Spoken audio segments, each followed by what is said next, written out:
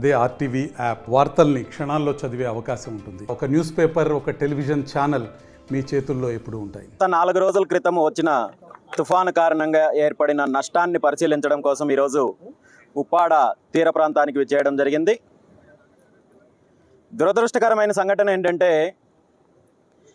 తమ వృత్తిని దైవంగా భావించి వేరే ఏ అవకాశాలున్నా కూడా వాటి మీదకి వెళ్లకుండా తన వృత్తినే నమ్ముకున్న మత్స్యకారుల పైన ప్రకృతి అనేక రకాలుగా ఇబ్బంది పెడుతోంది. ప్రభుత్వం కక్ష కడుతోంది, కార్పొరేట్ సంస్థలు కక్ష కడుతున్నారు. ప్రకృతి వైపరీత్యాలు వచ్చినప్పుడు దాన్ని తట్టుకునే శక్తి మత్స్యకారులకు ఉంటుంది, దానికి అలవాటు పడ్డారు. కానీ దీన్ని అడ్డం పెట్టుకొని ప్రభుత్వం ఈరోజు వ్యాపార కోణంలో అవినీతి చేసే కార్యక్రమం చేస్తోంది తప్ప మత్స్యకారులకు కానీ తీర ప్రాంతంలో ఉన్న ప్రజలకు శాశ్వతమైన పరిష్కారాన్ని అందించడంలో కానీ, అదేవిధంగా తుఫాను లాంటివి పరిణామాలు ఏర్పడినప్పుడు దాని ద్వారా ఏదైతే ప్రభుత్వం లెక్కలు చెప్తోందో, జరిగిన నష్టాన్ని ఏ విధంగా అయితే ఎస్టిమేట్ చేస్తున్నారో, ఈ నిధులలో కూడా మళ్ళీ తీవ్రంగా అవినీతి చేసే కార్యక్రమం చేస్తున్నారు. గతంలో బుడమేరు ప్రాజెక్టు ద్వారా నష్టం జరిగినప్పుడు సుమారు 7,600 కోట్ల నష్టం జరిగిందని చెప్పి ఎస్టిమేషన్స్ చేశారు. సుమారు 6,880 కోట్లు కేంద్ర ప్రభుత్వం నుండి నిధులు తీసుకొచ్చారు. కానీ అందులో 50% పైగా రాష్ట్ర ప్రభుత్వం యొక్క అవినీతి జరిగిందనేది బహిరంగంగా అనేక సందర్భాల్లో బయటపడిన అంశం. ఈరోజు 4 రోజుల క్రితం ఏర్పడిన తుఫాను వల్ల సుమారు 5,200 కోట్లు నష్టం జరిగిందని రాష్ట్ర ప్రభుత్వం ఎస్టిమేషన్ చేసింది.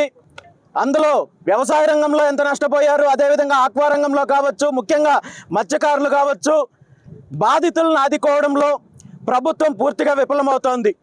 అదేవిధంగా తుఫాను సంభవించినప్పుడు తీర ప్రాంతంలో ఉన్న ప్రజలకు కానీ, ముఖ్యంగా మత్స్యకారులకు సంబంధించిన సమస్యలపైన శాశ్వతమైన పరిష్కారాన్ని అందించడానికి ఆ టెక్నాలజీ ఉన్నప్పటికీ కూడా ప్రభుత్వం ఆ దిశగా ఏమాత్రం అడుగు వేయకపోగా ఈ రాష్ట్రంలో సువిశాలమైన తీర ప్రాంతం, సుమారు 960 కిలోమీటర్లో ఉన్న తీర ప్రాంతాన్ని ఏదో ఒక రకంగా కార్పొరేట్ కంపెనీలకు అప్పచెప్పాలి.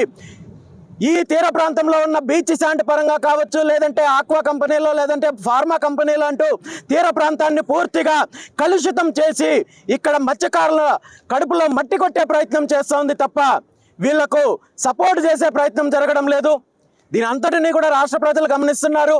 ఇప్పటికైనా ప్రభుత్వం తన విధానాలను మార్చుకొని ఏదైతే తీర ప్రాంతాన్ని కలుషితం చేస్తున్నారో, కాలుష్యాన్ని చేస్తున్నారో, దాన్ని రూపుమాపి మత్స్యకారులకు మేలు చేసే కార్యక్రమం చేయాలి తప్ప ఈ విధంగా వ్యాపార ధోరణిలో ముందుకెళ్తూ మరోపక్క రాజకీయ ప్రకటనలు, అదేవిధంగా మొసలి కన్నీళ్లు కాల్చే ప్రకటనలు చేయడము చాలా దురదృష్టకరమైన సంఘటన.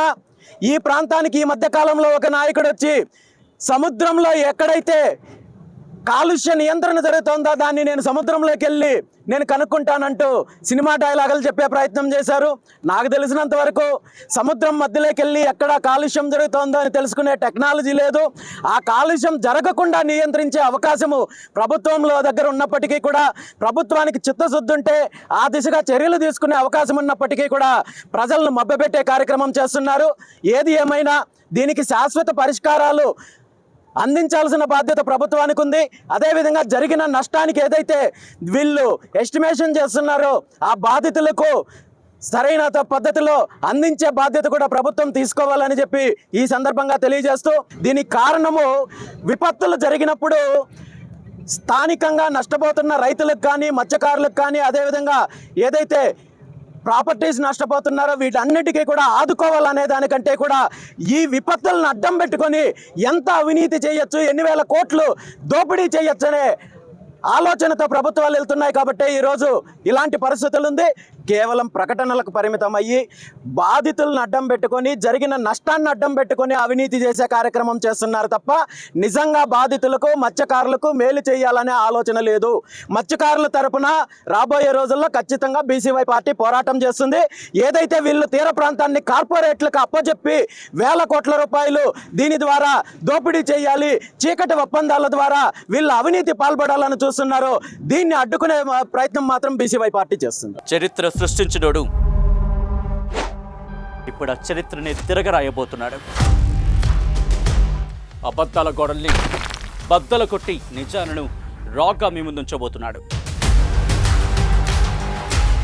నిజమైన వార్తల కోసం వెంటనే డౌన్లోడ్ చేసుకోండి రా యాప్ని.